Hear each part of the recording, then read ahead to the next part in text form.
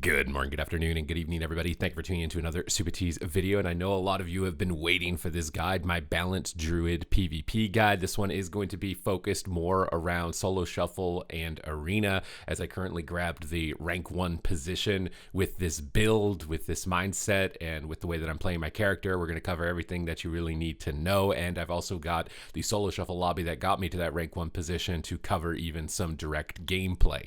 Now, some basics for Balanced Druid when it comes to gearing are remaining the same. Your main priority is haste and versatility. This is going to make you tanky, do damage, and make pressing Cyclone a lot more appealing. Mastery, even in PvE sims, ends up coming out almost the same as haste, and then you just lose lower global cooldown and you lose faster Cyclone casting. So it's just generally a good idea to try and avoid mastery as much as you can, and critical strike. Haste and versatility are going to be your main go-tos. Now, obviously, we're halfway through the season, so I don't have like my current BIS because you're limited on the amount of conquest points that you have. You're limited on the amount of items that you can craft. Ideally, I think that almost all of your pieces of gear are going to be crafted with haste and versatility. And then some pieces, you could take weapon, for example, are going to be left as conquest pieces just because you kind of want a little bit more verse heavy just because your gear is so low. So having a couple of pieces that are conquest and then other pieces being crafted with haste and versatility is generally going to be your main go-to.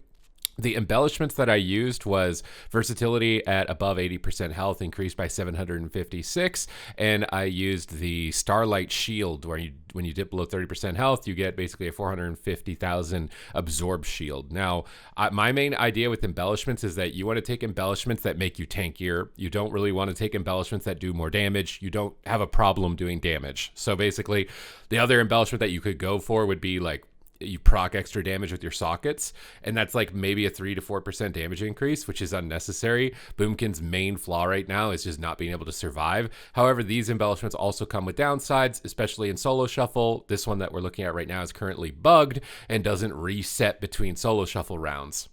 So it makes it really hard. I've seen other balanced druids like Corky in the tournament, who's the only balanced druid to make it into the top 4 for AWC. He was running the weapon where it does damage to you and it increases your versatility, and then he was running a secondary embellishment that increases that effect. I'm starting to think that that could likely be the better option, at least until these ones get fixed or until you actually have all of your sockets to make this cooldown significantly reduced. But temporary fill-ins, like I think this above 80% was good.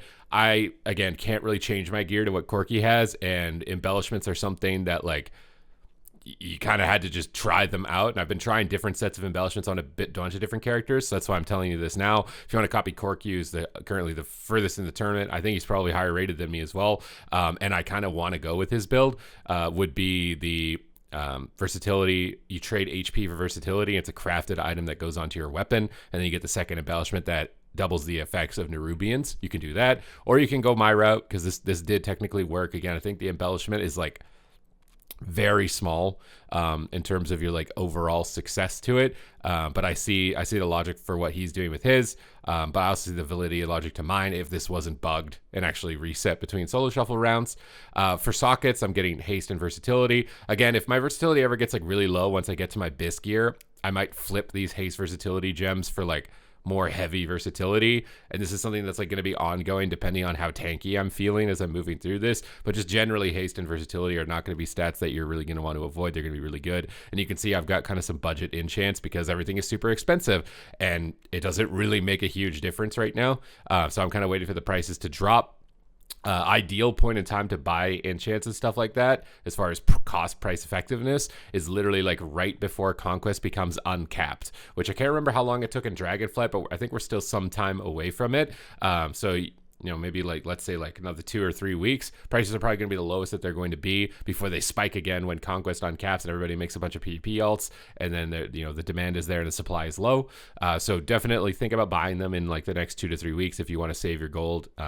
Also, the boot speed enchant on the auction house, I'm using last expansions because it's the same speed as the current expansion. I'm assuming that's an oversight on their part for not increasing the speed on it, but it's literally like a third of the gold cost.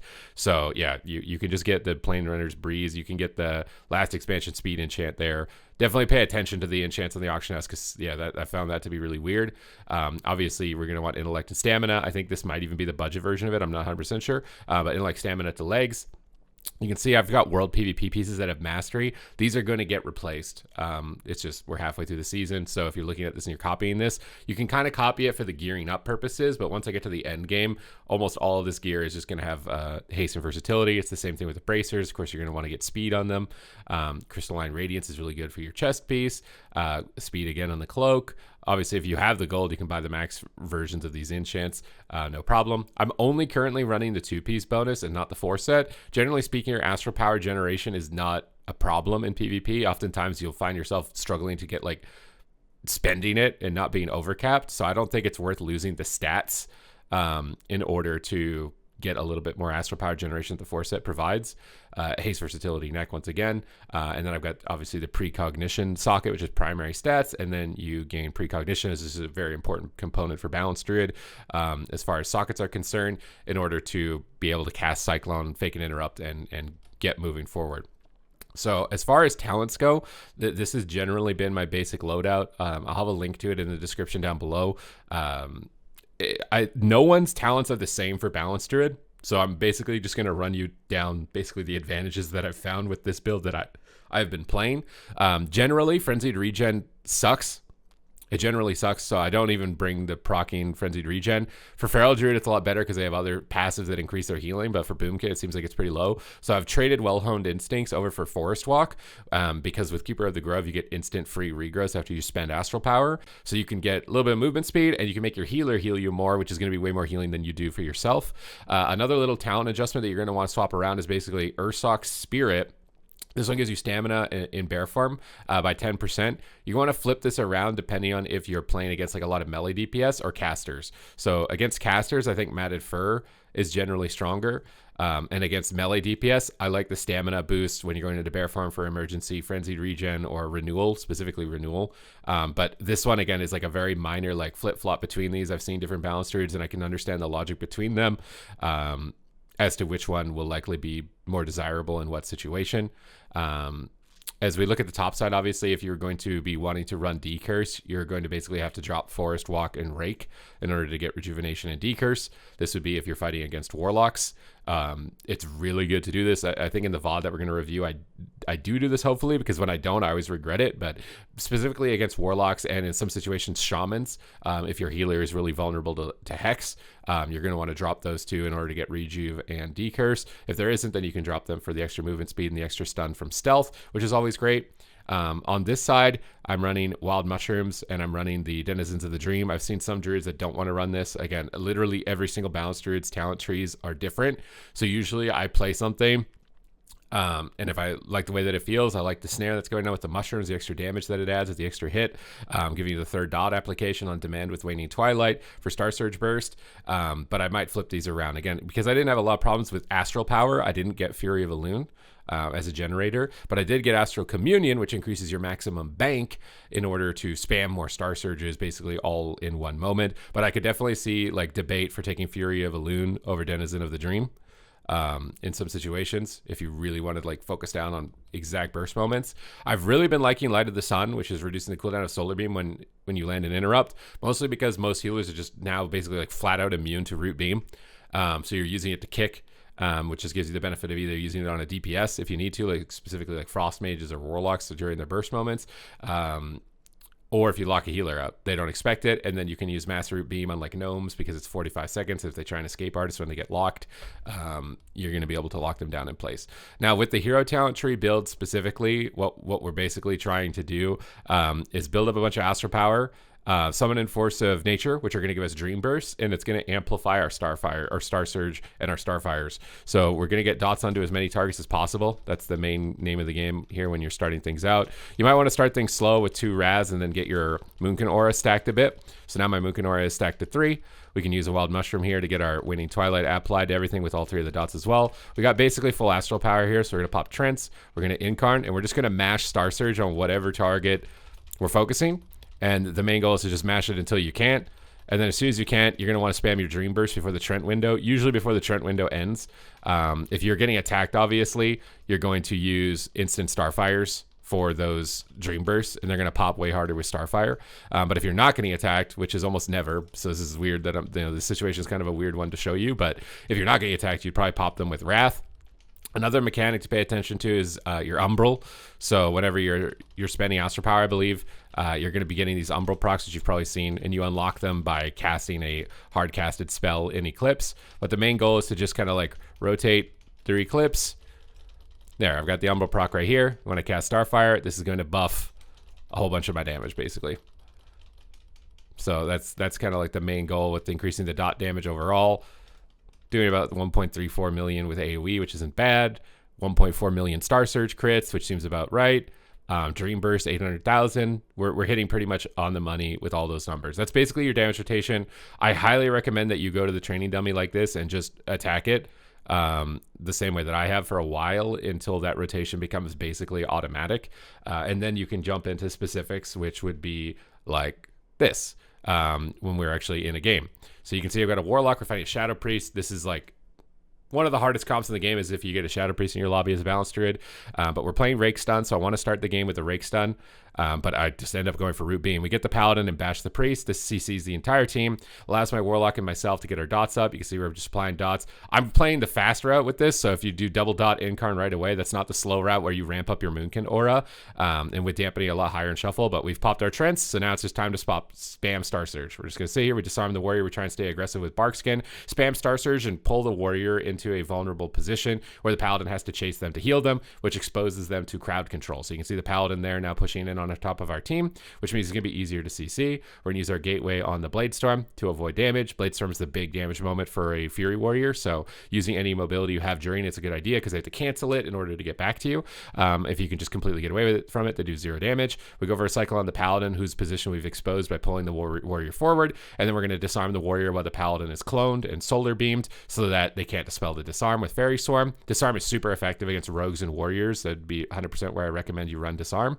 And now we're pulling the Warrior to the opposite side of the map, which is, away from the Paladin to pull them out. We'll bash clone the Warrior to get the Warrior off of ourselves, get dots, maintain dots on as many targets as we can, get into Eclipse, keep the mushrooms to keep our 3-stack of Waning Twilight onto the target, and kind of just drag the Warrior out of line of sight, kite them, try and limit their uptime because they also self-heal when they're hitting you. So you just want to make it really difficult for Warriors to attack you whenever you can. Dots are applied. I'm playing safe, always kind of pulling enemies away, never really playing too aggressively because you kind of want to bait enemies to attack other targets because you're one of the easiest targets in the game to kill. But now we got Trents. We're going to spam Star Surge. We had our dots on the target. I could have Wild Mushroomed here as well before bursting to get Waning Twilight. I didn't have it on the target, and that's honestly the main reason I was running the mushrooms. So this is a mistake on my part watching this back, which is why it's always a good idea to watch your own gameplay as well to improve. But again, having Waning Twilight on the target, which now I've got from a Starfire crit, really important when you're in that Trent window because it's 6% more damage than every Star Surge, and 6% of 1.4 million or 1.2 million when you amp it up ends up being a lot. So you definitely want to focus on. Now the Warrior's at a line of sight of the Paladin, so I'm just going to disarm him. I'm going to bash him, and I'm just going to CC him, keep him controlled. There's the Waning Twilight on the stun. I'm going to blast him down with Incarnation and just do as much damage as I can. That forced the bubble from the Paladin. We're trying to make the Warrior run away from us the whole game, basically. And I solar beam into bubble. That's a mistake. Don't do that. I got a little bit eager. I've also playing with some limited add-ons. This is not my normal setup. I don't know why I keep doing this to myself, but would highly recommend you don't play with limited add-ons like this so you can track DRs and you can see more information. If you want me to make an add-on video, definitely let me know. But you can see I'm pulling the Warrior out to the opposite side of the Paladin. This is exposing a Paladin. We need to kill Psyfiend. Don't be afraid to use your Star Surges to kill it. Psyfiend is like your #1 counter. We're going to push forward, Cyclone the Priest to slow down their damage. Now, when you get really deep in dampening, like 55% plus, it ends up being more important to CC DPS. But we're in Eclipse. We've got Waning Twilight. We're spamming Star Surges. We've maxed out our damage here on the Warrior. We're pulling the Warrior into a bad position if they chase. And if they don't chase, they're going to die. So you kind of get them into a checkmate position. When you get into deeper stages of dampening, you want to focus on controlling DPS as opposed to healers because the healing is just going to be reduced anyways. So let's just speed up into the next round. We've got the Warrior attacking us again. So pull the Warrior away from the Paladin around corners, drag them out of LOS. And when they're out of LOS and they've used cooldowns, you can disarm them and blast Star Surges into them. And I've got Force of Nature here. This is a bit of a slower opener, so I got into Eclipse first. This is more like what I said on the training dummies. Now we're going to Incarn with 3 dots, spam as many Star Surges as we can, use Dream Burst Starfires as well here, which are going to absolutely clap the Warrior. Star Surge the Observer in the sky, really good, important against Warlocks to kill Observers, which is that eyeball in the sky, or the Psyfiends from the Shadow Priest. We reflect a clone on ourselves, which is really unfortunate. It's kind of during my burst window. Have to be aware of the spell reflects from Warriors. We go for a clone onto the Warlock, and in this matchup I should honestly be using my Mass Entanglement on the Demonology Warlock pets, and you're likely to see a bit more Demonology Warlock than before, but this is kind of like the main thing. When they have 2 Felguards on you or a Charhound on you, that's kind of a good idea to use your Mass Entanglement. And I can also hit the warrior with it at the same time as the pets. Whenever I pull them out of line of sight, I can bait a dispel and then disarm the dispel. That's another way to get ahead in a matchup like this. I see the paladin. I'm going to go for root beam because he's feared, so he can't pre-freedom and he has no trinket. This is kind of like playing win condition here as opposed to rooting defensively. I just saw a win condition, which forced bubble from the paladin. Something also to know is that you can see my regrowth is lit up right now. You want to remember to use it. So I used it right here, fortunately right before the coil, because it's going to give me forest walk. It's going to give me 8% more healing received. So really important to pay attention when you do get the instant regrowths. Your way of managing self-healing is a lot more difficult than a lot of other classes like Shadow Priest, who just passively Void Leech for more health. So you've got to be really aware of it. And it happens after you spend a certain amount of astral power. So I've got Trents out, Star Surge time. I've got Twilight up on that target. I should mushroom the warrior before spamming Star Surge, but I think I'm panicking because I'm low health here. But paying attention to Waning Twilight, which is found up here whenever I have 3 dots on the target before shooting Star Surge, is really important. And Dream Burst. I think the warrior honestly would have died here. Maybe he dies anyways. Okay, he dies anyways, but he probably would have died like 2 Star Surges sooner if I had Waning Twilight on him. So this is like this little efficiency thing that you got to pay attention to. Sometimes the play is going to be dirty, and you can see even with it being dirty, I'm still doing significantly high overall damage with this build. And with this kiting play style, pulling them around corners and trying to drag them into bad positions, you can still get ahead in a lot of matchups. That's why it's a really good idea. This time we got the warrior on our team, and he's kind of having a rough lobby. We're going to rake stun the Shadow Priest as they're coming through, limit their dot uptime, and I'm going to line of sight at the top of the stairs against double caster. So my paladin can line of sight down bottom. We got Eclipse. We're going to spam out immediately 3 Trents and just Star Search spam, kill observers, snipe Siphons as we see them. There's a lot of pets against this, so it's good our warriors using Shockwave and AoE stunning them and getting control of them. And the priestess use Ultimate Penitence, so we're going to get our Waning Twilight up before spamming Star Surges on the Warlock here. I'm doing a much better job of it here. In this game, there's a Siphon. We're going to blast that out as soon as possible. Root beam the healer, get dots back up onto the warlock who just got dispelled, try and cyclone out of the root beam. And you're going to play a bit more aggressive against double caster when you have a melee on your team, because otherwise the melee runs in by themselves and then they die. So you kind of need to support them. And with this push, we got priest trinket, pain suppression, and we've got a lot of pressure. Now I can cyclone the warlock at low health, and you can see it's a complete paradigm shift. Then when you have a melee attacking yourself, you're focused on defense, pulling them and trying to avoid. When it's double caster, you got to be in their face, aggressive, supporting your melee, and getting cyclones onto the enemy healer and cycloning targets at low health. This forces the warlock to gate away. I can try and cyclone the healer again, keep this priest basically as far away from the warlock as possible because the warlock is freaking out at 20% over there. We bash the healer as they jump down. That forces another pain suppression. And we can now dropping Trents here. This is YOLO because I'm not in Eclipse. I would not recommend this. You generally want to get into Eclipse. He felt like he was going to die, but this is a very suboptimal use of Trents. You want to be in Eclipse. You want to have Waning Twilight on the target. That was no Eclipse, no Waning Twilight. We get a Shadow Meld Rake Stun, and you can see I just thought like maybe I could just overpower him right there because we just got so many cooldowns. But now my kill pressure is gone basically for 40 seconds. So don't get too overeager in these situations. We go for clones on the Shadow Priest. Root Beam, this denies Massive Spell, takes 2 players out of the game. I'm off healing here because my Paladin seems to be struggling a lot. So I'm tossing Regrowth onto the Warrior, again, in their face, trying to support. Main mistake in this round so far has just been sending Trents without being in Eclipse and without using Waning Twilight. There's a Siphon down on towards the left. Got to kill that. Couldn't get to it in time. And yeah, if that Trent window had been better set up, focus a little bit, didn't get as overeager to end the game there, we probably could have had a chance to win with Trent specifically, like even if the Warrior was having a bad lobby. This is again why I think it's really good to just go back on your gameplay, record your gameplay, watch the VOD. You can see this debuff right here, the 30 seconds. That's my leg enchant. So I'm not going to get a shield proc for 30 seconds. So I wish they would just fix the embellishments, because this is pretty much all the embellishments don't reset in solo shuffle rounds. And this has been bugged with other abilities in the game as well. To me, it seems so easy to fix as they fix the other abilities that happen like this, like talents and stuff like that. So I hope they fix it, but we got another round. So our main focus with this again, kite the warrior. We're going to start, I think, a bit aggressive here, rake stunning him. This is honestly like really cheeky, but just going to rake stun him, pull away from him, root beam the healer. Lucky I hit him on cast there because now I get a 45-second cooldown solar beam, cyclone him out of the beam, get silence. Well, now there's no silence for my healer. So bash the Shadow Priest. I'm playing aggro. It's like a neutral mid position where I can avoid the warrior and I can kind of get clones. So I'm going to take advantage of this because this is just a really high value position. I'm going to root the Shadow Fiend. He MD'd the Shadow Fiend. I didn't even notice that. Typhoon the Shadow Fiend. Oh my God. This is super sweat by me to try and kite the Shadow Fiend this hard. We're just pulling the warrior around. We got coils, play around the gateway. This is a slow opener where we haven't trenched. We got into Eclipse. We're stacking Moonkin at a 3 before sending our cooldowns. Stampede me and my Warlock so we can get a little bit of mobility. We're waiting for Ultimate Penance to end. We're trying to pull them into a better position before I'm going to shoot off my Incarnation here. There's the Incarnation. We're on the Shadow Priest, which isn't optimal, but the warrior's behind the pillar and we want to get it on cooldown. So we're just lobbing Star Surge, Star Surge, Star Surge. We got some instant Starfires that could Dream Burst cleave. So I'm kind of hoping they stack up before shooting those because it can give you a lot of extra AoE in those moments. Root Beam the healer. Warrior's Hodge behind the pillar. I could honestly Typhoon him here too. I should have Typhooned him. I could have knocked out a line of sight of that life grip and possibly been able to take him down right in that instance. They drop barrier. We're just going to AoE them. Demo lock pets AoE, so it's going to break any CC, but we can clone the healer because the warrior's nowhere near us and there's no kick. Try and kill the Siphoned. Hard to target it under all that, but again, don't be afraid to use Star Surges. We get AoE stuns. We're just cleaving them, dude. We're just having a really good time right now. I'm going to be honest. Like this round is looking really fun to be a Boomkin.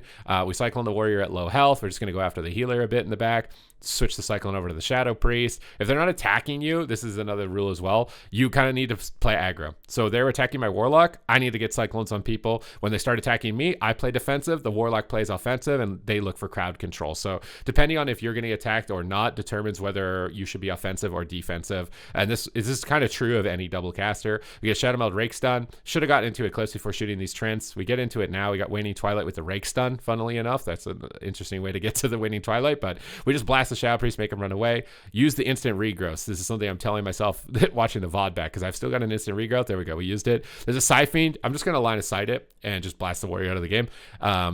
Because in that instance, trying to kill it with where it was is just going to be harder than just line of sighting it. And that's something you want to be aware of as well. So we got another round with the warrior. We're going to try and get the warrior a win. In this lobby, I was honestly expecting the warrior to do pretty decently with things like a Shadow Priest and a Demo Lock, but Shadow Priests are really tanky, so maybe that's kind of the main reason why he's having a hard time, but I can't remember if we won this or not. I think this was like a 5-1 for me, but we get a Rake Stun, Solar Beam the healer.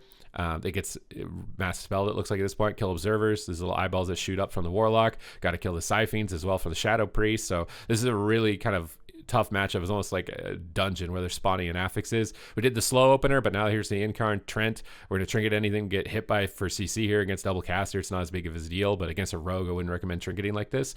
And I'm hitting the Paladin because he's got sacrifice on himself. I knock the Paladin out of line to the Warlock and I clone him. And then we swap to the Warlock with the remaining Star Surges and Starfires and Dream Bursts that I have. This is cracking big damage. I think I probably got like a Hellstone out of him there. And with the Paladin out of line of sight, go for a clone on the Shadow Priest. And you can see whenever I got the melee on my team, I'm in there, bro. I'm on top of them. I'm looking for CC. I'm pressuring them. So that way my melee DPS is not kind of like alone and getting bullied from the other casters. This is something I think is really important, is that you can adopt like that fluctuation in play style. That's why it's really good to listen to guides like this that can give you this type of perspective in these situations. Because if you try and play one way in all situations, this is just not going to work. I switch the clone. I get it on the Shadow Priest. I beam the Paladin on cast. Again, really important. If you can notice a cast bar, we lock him out. We one-shot the Warlock. We had a really strong round here with the warrior. Surprised it didn't go smoothly. I think were we not targeting the Warlock in the other round? Generally, if there's a Shadow Priest, you don't want to attack it. It just can't die. It can't die until they add some PvP modifiers to Void Leech, specifically from the Void Weaver tree. I just don't see it taking damage. I now actually fully understand in the AWC why FT or Saul's team just stopped attacking it, because it literally just can't die. Even to the classes that you'd expect, like Windwalkers, Fury Warriors, like these high sustained melee DPS, they can't die. The tuning is just really whack. It needs to get PvP modified. If it doesn't, I wouldn't recommend targeting Shadow Priest as a main priority. Now, when dampening gets high, they start to take more damage. So Shuffle, it's a little bit, you can target them a bit more, but rank 3s definitely don't. Tried to Rake Stun, but I got pulled up by the pet, so we're just going to Root Beam the Priest, get dots up onto the Warlock. We get Rake Stunned or Pet Stunned. This is the double Felguard opener.